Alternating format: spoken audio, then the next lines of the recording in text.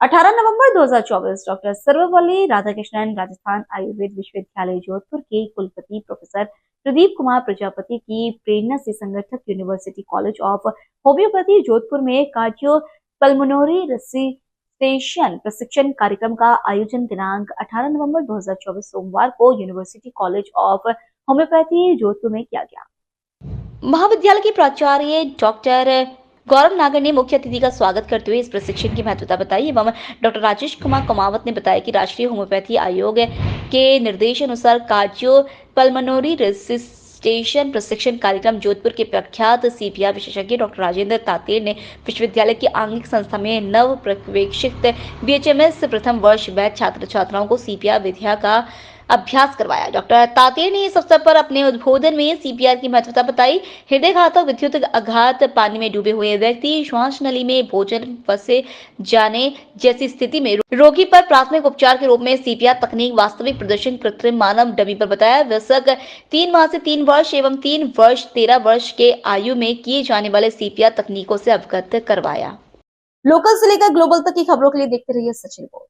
सांजोर बिजरोल खेड़ा में संचालित खेतेश्वर वैद्य विज्ञान गुरुकुल ब्रह्मधाम सावित्री पीठ खेतेश्वर मंदिर के सदगुरु तुलसीराम जी महाराज के शिष्य डॉक्टर ध्याना राम जी महाराज के सानिध्य में चल रहे गुरुकुल के प्राचार्य कमलेश कुमार ने बताया कि गुरुकुल में करीबन 130 विद्यार्थी शिक्षा ग्रहण कर रहे हैं। वह विद्यार्थियों के लिए अच्छी घर योग्य छात्रावास की सुविधा है। वह उनके खाने पीने की अच्छी व्यवस्था है। वह खेलने कूदने के लिए विशाल मैदान भी है।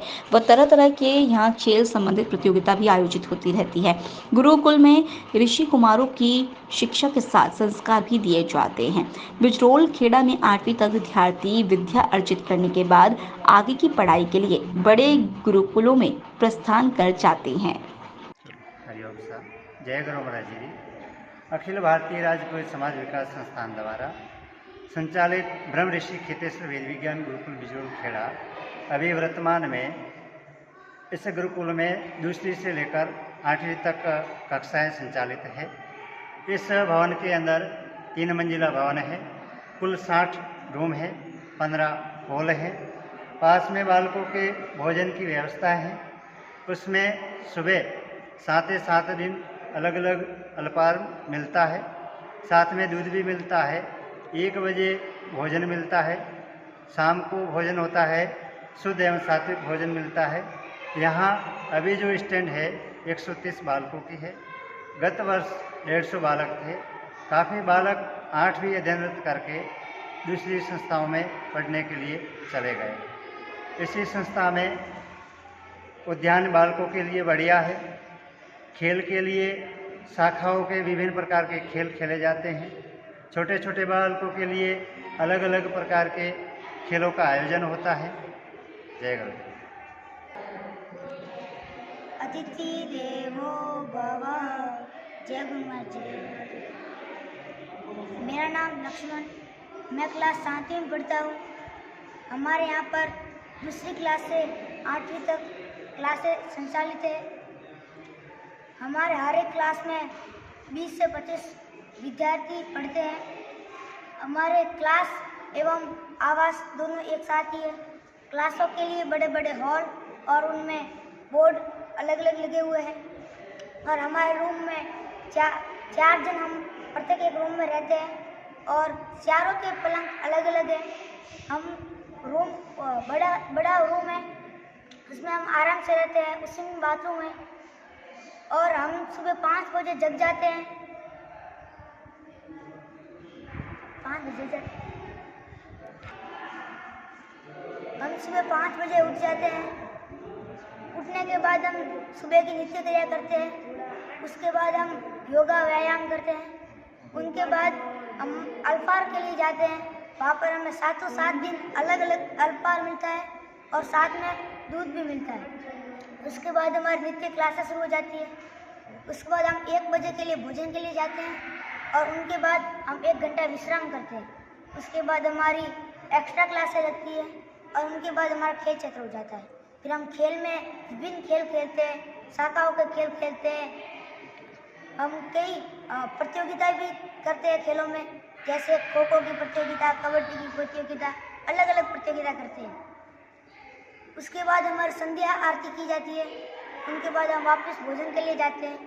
उसके बाद हमारी वापस से शाम रात्रि क्लासें लगती है, जिसमें जो हमें क्लास में होमवर्क मिला है वो करते हैं, कुछ रीड करना है तो उसे पढ़ते हैं इत्यादि।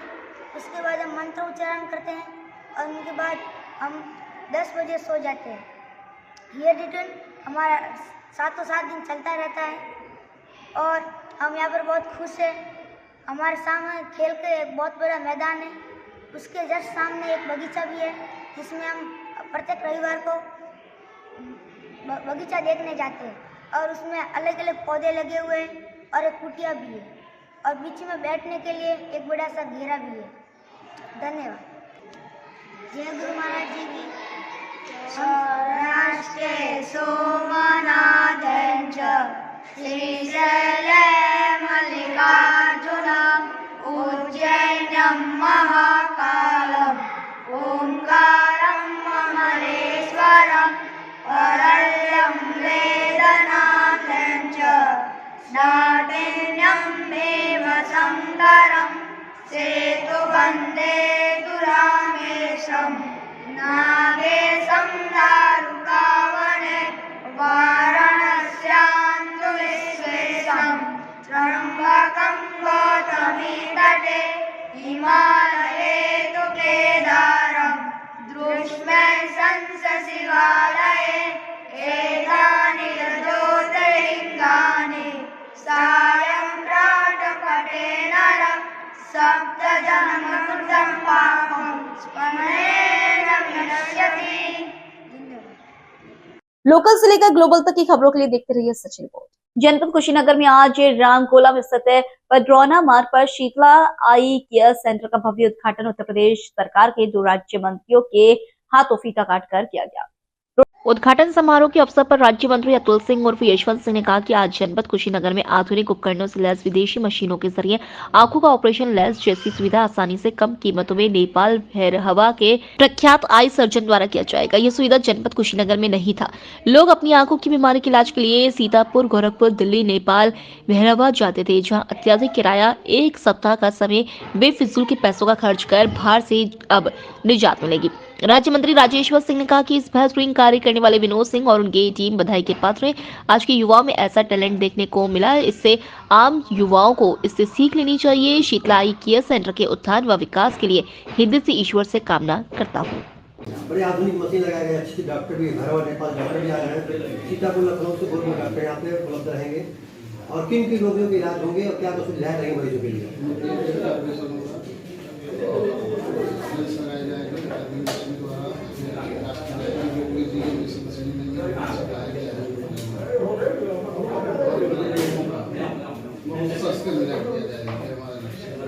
मैंने गरीबों को सबसे में ऑपरेशन किया जाएगा, इलाज किया जाएगा, सुविधा दी जाएगी। उनको सुविधा इतनी अच्छी दी जाएगी कि जो भी जाएगा। तो कैंप भी लगाएंगे क्या? कैंप भी लगेगा, महीने में 1 दिन कैंप का काम लगेगा, कैंप लगेगा, फ्री में चश्मा वितरण होगा। मतलब शीतला आई केयर सेंटर की ओर से गाँव में कैंप लगाएंगे और उनके यहाँ चेक करेंगे, चश्मा वितरण करेंगे।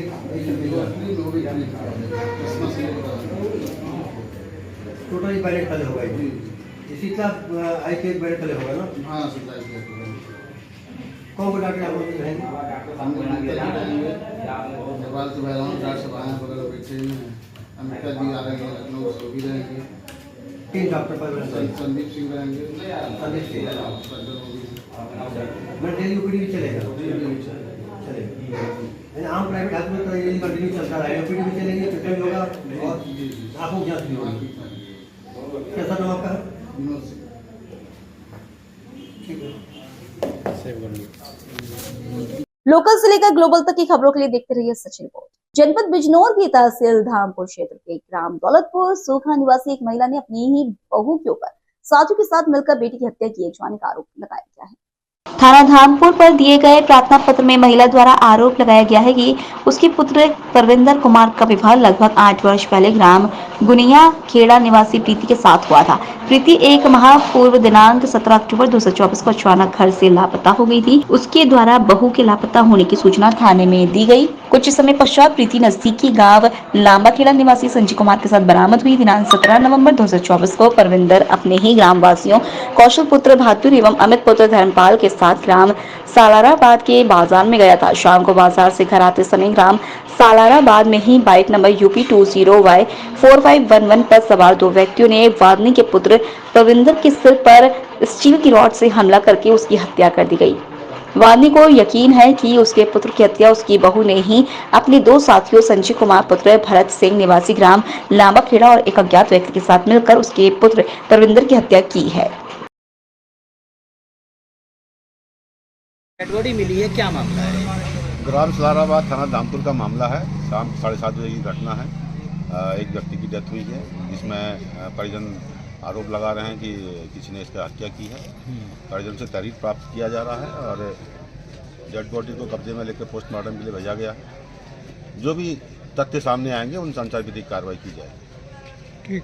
जिला मुख्यालय पर 13 नवंबर को हनुमान चालीसा का पाठ कर रहे पंडित ओम दत्त पर हुए जानलेवा हमला मामले में आज सर्व ब्राह्मण समाज का गुस्सा फूटा। सर्व ब्राह्मण समाज द्वारा मुख्य आरोपी सुरेंद्र सिंह की गिरफ्तारी करने एवं हमले में घायल पंडित ओम दत्त को आर्थिक सहायता प्रदान करने, उनके परिवार को सुरक्षा प्रदान करने की मांग को लेकर आज जिला कलेक्टर को ज्ञापन सौंपा। साथ ही जिला कलेक्टर एवं जिला पुलिस अधीक्षक को आग्रह किया कि 24 घंटे के अंदर मुख्य आरोपी सुरेंद्र सिंह को गिरफ्तार किया जाए। अगर 24 घंटे में पुलिस आरोपी को गिरफ्तार नहीं कर पाती है तो 2 दिन बाद पाली बंद चेतावनी भी ब्राह्मण समाज द्वारा प्रशासन को दी गई।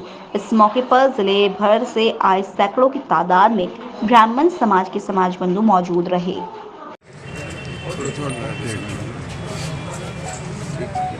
आज ये सर्व ब्राह्मण समाज ने ज्ञापन दिया है। क्या कारण है? जब 3 आरोपी पकड़े गए, पुलिस कह रही है कि जांच भी जारी है, अब क्या मांग है? आज जो ज्ञापन था वो सर्व समाज का था, पूरी पाली की जनता की ओर से। जो बातें आ रही थी बात, उसमें से जो महत्वपूर्ण था कि वो सुरेंद्र सिंह अभी तक गिरफ्तार नहीं हुआ, जो मेन मास्टरमाइंडेड है, मेन कल्प्रिट।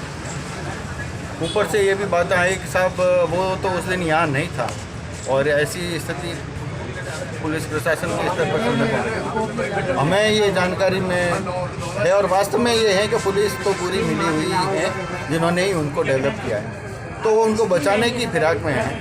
तो हमने चूँकि आज तक उसे छोटे सी कोई व्यक्ति है, ऐसा अपराधी है और उसकी गिरफ्तारी नहीं होती है पुलिस के द्वारा, तो ये बहुत खेदजनक और दुखदायक है।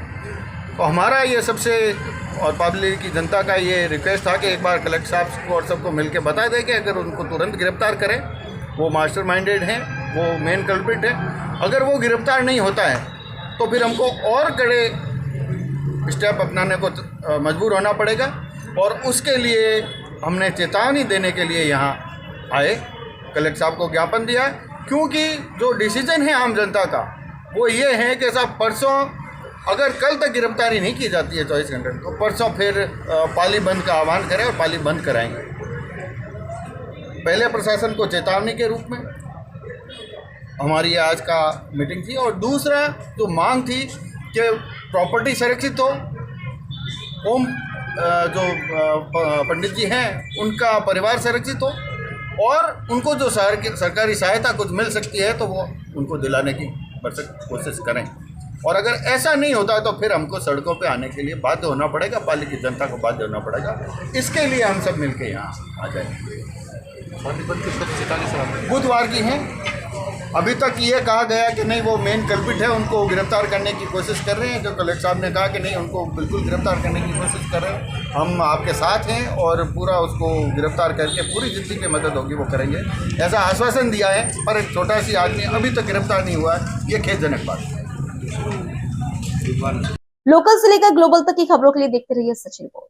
कौशल विकास और उद्यमिता मंत्रालय की ओर से भरतपुर के महारानी श्री जया कॉलेज के खेल मैदान पर 19 नवंबर को कौशल महोत्सव का आयोजन केंद्रीय कौशल विकास एवं उद्यमिता मंत्री जयंत चौधरी के मुख्य आतिथ्य में आयोजित होगा। कार्यक्रम में जिला प्रभारी एवं जल संसाधन मंत्री सुरेश सिंह रावत व कौशल नियोजन एवं उद्यमिता विभाग के राज्य मंत्री के बिश्नोई के अलावा अन्य जनप्रतिनिधि शामिल होंगे। कौशल महोत्सव कार्यक्रम की तैयारियों का सोमवार को पूर्व मंत्री व विधायक डॉक्टर सुभाष गर्ग ने कार्यक्रम स्थल का जायजा लिया और अधिकारियों को आवश्यक दिशा निर्देश दिए।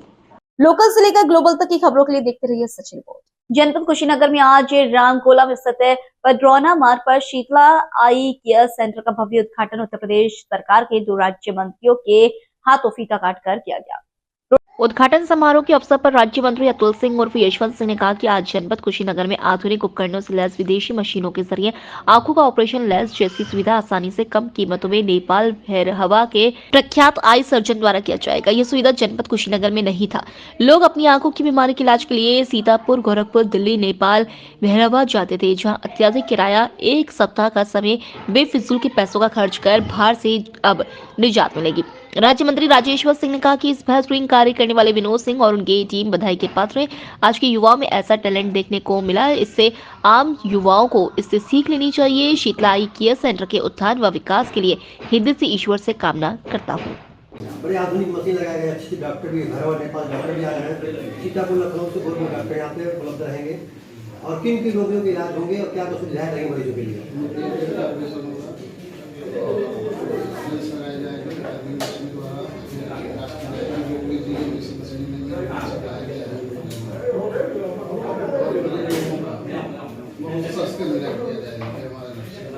मैंने गरीबों को सबसे में ऑपरेशन किया जाएगा, इलाज किया जाएगा, सुविधा दी जाएगी। बस सुविधा इतनी अच्छी दी जाएगी कि मरीजों की जाएगा।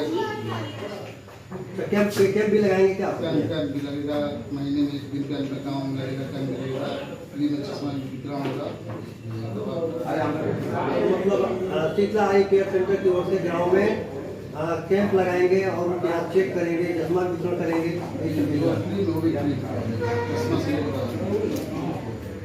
टोटली बैलेट खले होगा जी। शीतला आई केयर बैलेट खले होगा ना? हाँ, शीतला आई केयर कौन को डॉक्टर आप लोग रहेंगे? हम रहेंगे नेपाल से भैरवा घाट से बाहर बगल बैठे हैं। अमिता जी आ रहे हैं, लखनऊ से भी रहेंगे। 3 डॉक्टर पर संदीप सिंह रहेंगे। संदीप सिंह मैं डेली ओपीडी भी चलेगा। आम प्राइवेट हॉस्पिटल का ये कंटिन्यू चलता रहेगा, ओपीडी भी चलेंगे, पेशेंट होगा और आंखों की जांच भी होगी। कैसा नाम आपका? विनोद सिंह।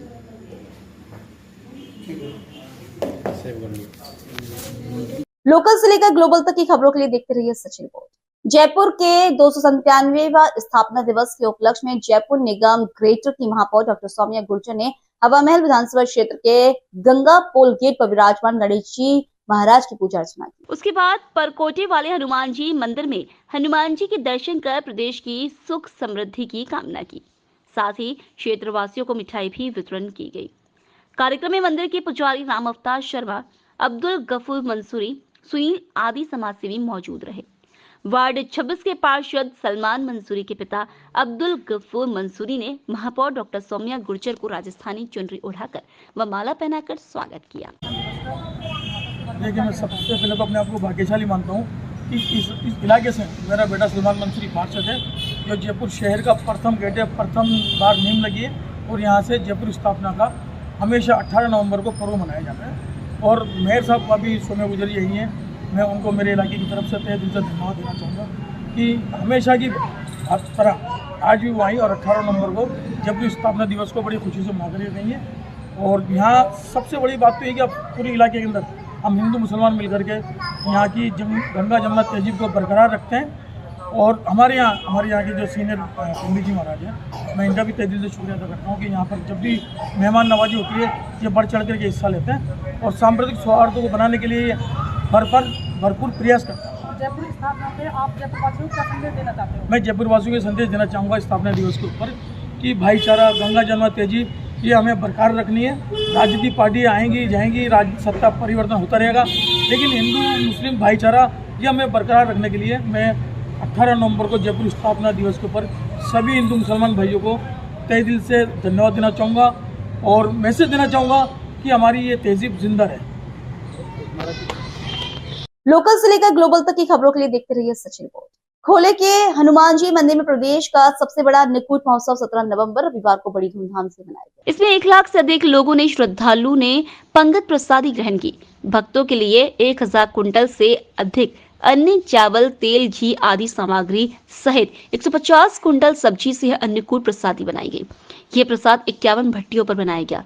श्री नरवर आश्रम सेवा समिति के अध्यक्ष गिरधारी लाल शर्मा ने बताया कि बतौर मंदिर का यह 64वां अन्नकूट महोत्सव था। लक्ष्मण डुंगरी के खोले में विराजे राम जी, हनुमान जी सहित सभी देवालयों में अन्नकूट और 56 व्यंजनों का भोग लगाकर यह महोत्सव रविवार दोपहर 1 बजे से शुरू किया गया। भक्तों ने पंगत प्रसादी ग्रहण की। वहीं गंगा पुल दरवाजे से करीब 1000 से अधिक मंदिरों में यहाँ के अन्नकूट और 56 व्यंजनों से भोग लगा। खुले के हनुमान जी के मंदिर परिसर के पास स्थित हडरी शाह बाबा की मजार पर भी 56 भोग व अन्नकूट की प्रसादी भोग लगाया गया।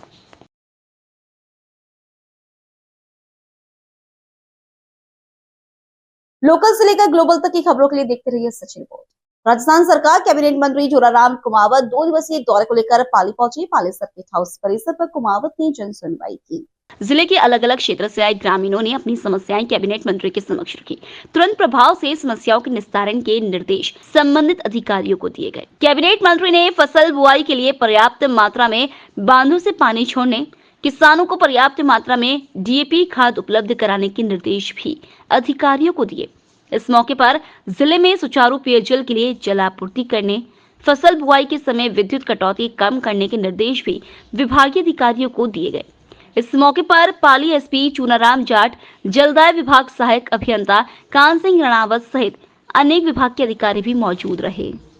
लोकल से लेकर ग्लोबल तक की खबरों के लिए देखते रहिए सचिन रिपोर्ट। रोटरी भवन में रोटरी क्लब ऑफ जोधपुर द्वारा आयोजित दिवाली स्नेह मिलन कार्यक्रम में बड़े ही हर्ष उल्लास के साथ संपन्न हुआ।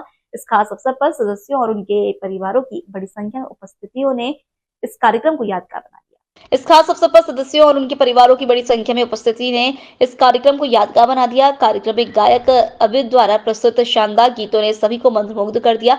इसके अलावा मनोरंजक खेल, आतिशबाजी और स्वादिष्ट भोजन ने सभी का दिल जीत लिया। इस अवसर पर वर्ष 2025-26 के बोर्ड सदस्यों को क्लब के अध्यक्ष डॉक्टर अरविंद जैन द्वारा सम्मानित किया गया। अध्यक्ष ने अपने संबोधन में कहा, इस प्रकार के आयोजनों से सदस्यों के बीच आपसी जुड़ाव और फेलोशिप को मजबूती मिलती है। हमारा क्लब हमेशा सेवा और सद्भाव के साथ आगे बढ़ेगा। क्लब के सचिव रोटेरियन अभिनव परिहार ने कहा, सभी सदस्यों का इस कार्यक्रम में सक्रिय भागीदारी के लिए धन्यवाद। यह एक शानदार शाम थी और ऐसे आयोजनों से हमारा क्लब और अधिक सशक्त होता है। जोधपुर के द्वारा दीपावली स्नेह मिलन का आयोजन किया गया। जैसा कि सबको विदित है, जोधपुर का रोटरी क्लब मानव सेवा के लिए हमेशा तत्पर रहता है। हमारे बहुत से प्रोजेक्ट चलते रहते हैं, पूर्व में भी हुए हैं और भविष्य में भी चलते रहेंगे। और आज उसी के लिए हम सभी लोग, हमारे क्लब के सभी सदस्यों ने दीपावली स्नेह मिलन का आयोजन रोटरी भवन में ही किया है। और उसके लिए सभी रोटरी क्लब के मेंबर्स एकत्रित हुए। म्यूज़िक का कार्यक्रम हुआ, हाउसी का गेम हुआ और उसके अतिरिक्त जो प्रोजेक्ट्स हम कर रहे हैं उसके बारे में घोषणा हुई। आपका परिचय सर? मैं डॉक्टर अरविंद जैन, अध्यक्ष रोटरी क्लब जोधपुर। मेरा परिहार है, मैं सचिव रोटरी क्लब जोधपुर।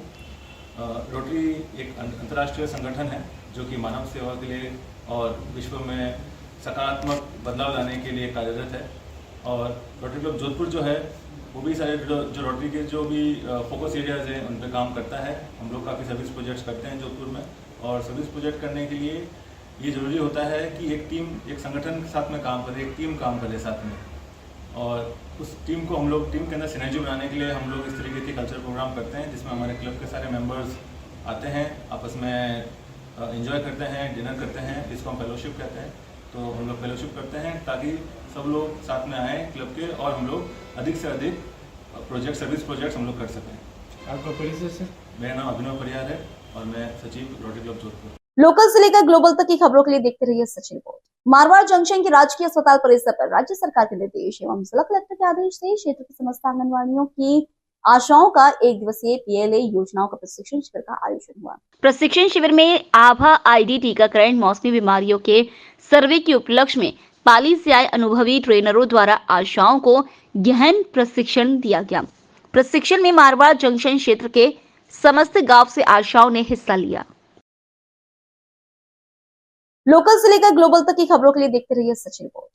भरतपुर जिले में पानी की किल्लत दिनों दिन बढ़ती ही जा रही है। पानी का स्तर घटता ही जा रहा है, जिससे किसानों को सिंचाई करने में काफी परेशानी झेलनी पड़ रही है। बिना पानी के फसलों में घाटा होने के कारण जिले में गरीबी बढ़ती जा रही है। बिना पानी की फसलों में घाटा होने के कारण जिले में गरीबी बढ़ती जा रही है। भरतपुर के पूर्व सांसद पंडित रामकिशन ने कहा कि भरतपुर जिले में सिंचाई पानी का प्रबंध होना चाहिए और नौजवानों को रोजगार मिले, इसके लिए उद्योग धंधे लगाना जरूरी है। जबकि उपस्थित प्रमुख लोगों ने एक मत होकर पानी के आंदोलन में भरपूर सहयोग और समर्थन करने का फैसला लिया। इंदल सिंह ने कहा कि अगर जिले के अन्य राजनेता और राजनीतिक कार्यकर्ता कोशिश करते तो अब तक पानी की समस्या का समाधान हो जाता।